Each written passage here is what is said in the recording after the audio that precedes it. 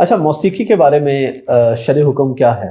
سارے آلات ہی، یا اگر کوئی بندہ بغیر آلے کے گنگنا رہا ہے تو اس کے بارے میں شرع حکم کیا ہے؟ دیکھیں، جن علماء نے آلات موسیقی کے اوپر طب آزمائی کی اور اسے حرام کہا، ہمیں ان سے گلہ یہ ہے کہ آپ نے ہم سے پہلے ایک جھوٹ بولا اور سچ چھپایا۔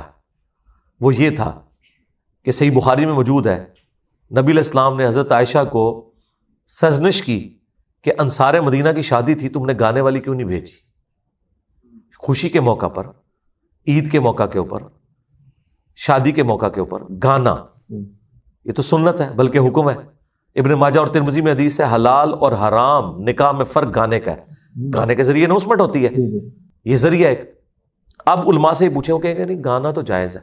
انہیں کہ آپ نے ہمیشہ موسیقی کو جب کنڈیم کیا تو ساتھ آپ کا یہ کام تھا نا، آپ کہتے ہیں گانا جائز ہے، موسیقی حرام ہے۔ آپ نے مطلقاً ایک اتنا بڑا حصہ دین کا، دین ہے، جب اللہ کے نبی تعلیم فرمائیں گے ہماری ماں سیدہ عائشہ کو تو وہ دین ہے نا، کیوں چھپایا امت سے؟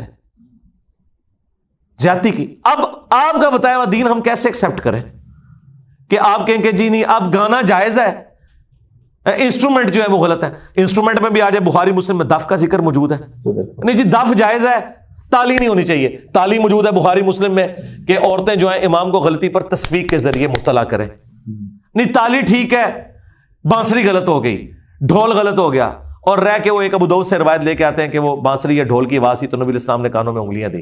عبداللہ بن عمر کو تو حضور نے نہیں کہا کہ اپنے کانوں میں انگلیاں دو، ٹھیک ہے۔ اب مجھ سے تو آپ ایکسپیکٹ نہ کریں کہ میں کسی محفل موسیقی میں جہاں شرعی طور پر کوئی غلط شاعری نہ ہو میں جا کے بیٹھوں گا، میرے سٹیٹس کا ایک تقاضا ہے۔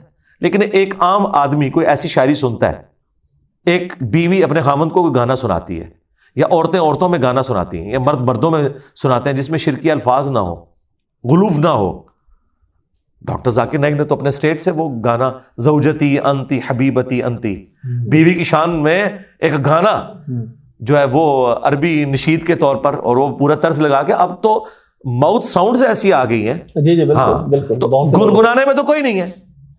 گنگنانا تو نبی علیہ السلام سے بھی ثابت ہے، بخاری مسلم میں حدیث ہے، صحابی کہتے ہیں اگر مجھے یہ خطرہ نہ ہو کہ مجھ پہ لوگوں کا ہجوم جمع ہو جائے گا تو میں تمہیں اس طرز میں قرآن پڑھ کے سناؤں کہ جب حضور پہ آیات نازل ہوئی تھی انا فتحنا لک فتحا مبینا، جس میں حضور کو بشارت دی گئی تھی کہ آپ کی اگلی پچھلی خطائیں، گناہ نہیں، خلاف اولا چیزیں اللہ نے معاف کر دی ہیں، ٹھیک ہے، اور اسی بنیاد پہ آپ کو شفاعت کا اذن دیا گیا ہے۔ اسی لیے بخاری مسلم میں باقی انبیاء اپنی غلطیوں کو یاد کریں گے، لیکن حضور کے پاس جب لوگ جائیں گے حضور کہیں گے، اور حضرت عیسیٰ علیہ السلام کہیں گے آج میں اس شخص کے پاس تمہیں بھیجوں گا جس کی اگلی پچھلی خطائیں اللہ نے معاف کر دی، تو محمد رسول اللہ کے پاس جاؤ، اور نبی علیہ السلام اللہ کے حضور سجدہ کریں گے۔ تو جب یہ آیات نازل ہوئی نا تو حضور کے لیے تو بہت بڑی بشارت تھی، تو صحابی کہتے ہیں حضور ان آیات کو گنگنا رہے تھے، اور مجھے وہ طرز بھی یاد ہے، اگر مجھے خطرہ نہ ہو کہ مجھ پہ ہجوم جمع ہو جائے گا میں تمہیں اس طرح وہ آیات پڑھ کے بتاؤں۔ مشاری راشد کتنا پیارا قرآن پڑھتا ہے، ابراہیم شریم، سعد الغامدی، ٹھیک ہے، اور کتنے قاری ہیں، گنگنا رہے ہیں نا۔ صحیح بخاری میں حدیث ہے جو ترنم سے قرآن نہ پڑھے وہ ہم میں سے نہیں، تو قرآن بھی تو ترنم میں پڑھا جا رہا ہے، ڈیوائن میوزک اللہ نے اس کے اندر رکھ دیا ہے۔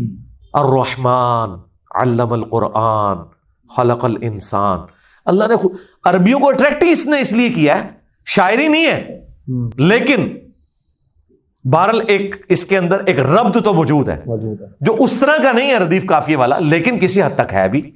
اسی وجہ سے لوگ اسے یاد بھی کرتے ہیں، صحابہ کرام بھی بڑے شوق کے ساتھ اسے بیان کرتے تھے، یاد کرتے تھے۔ لہٰذا یہ بات کرنا کہ مطلقاً اس حوالے سے ان کے پاس ایک ہی حدیث ہے جو اسٹرانگ پیش کرتے ہیں، وہ بخاری سے پیش کرتے ہیں کہ قرب قیامت میں ایسے لوگ آئیں گے جو آلات موسیقی کو، ریشم کو اور عورت کی شرمگاہوں کو حلال ٹھہرا لیں گے۔ اور میرا خیال ہے جو غامدی صاحب نے اس کا جواب دیا میں اس کے ساتھ ایگری کرتا ہوں کہ مطلقاً تو ان تینوں میں سے کوئی چیز بھی حرام نہیں ہے۔ آلات موسیقی میں تو دف تو آپ بھی مانتے ہیں، تو مطلقاً تو حرام نہ ہوا۔ اچھا، ریشم بخاری مسلم میں ہے کہ 4 انگلی تک مرد کو اجازت ہے، اس سے زیادہ حرام ہے، تو مطلقاً تو ریشم بھی حرام نہیں ہے۔ اب رہ گیا وہ تیسرا معاملہ، تو میاں بیوی کا جو ازدواجی تعلق ہے مطلقاً تو وہ بھی حرام کوئی نہیں ہے۔ لہٰذا ایسے آلات موسیقی جس میں شرکیہ اور اس قسم کے اوٹ پٹانگ چیزیں اور جس سے لوگ شہوت کی طرف جائیں، جو میجورٹی آج کل اسی طرح کی ہے، اس طرح کے میوزک کو تو ہم ٹھیک نہیں سمجھتے. البتہ جس طرح ابھی کئی اسلامک فلمیں فلمائی گئی ہیں، جس طرح قطر والوں نے عمر سیریز فلمائی ہے، اس کے پیچھے جو ساؤنڈز ہیں انہوں نے اس میں جان بھر دی ہے. ٹھیک ہے. اس طرح حضرت یوسف علیہ السلام کے اوپر مووی بنائی گئی ہے، اصحاب الکہف پہ بنائی گئی. تو اس طرح کے جو ساؤنڈز ہیں گنگنانے میں تو کسی کو نہیں ہے نا، نعت طرز میں پڑھی جا رہی ہے نا. بالکل اسی نعت کو اگر میں گنگناؤں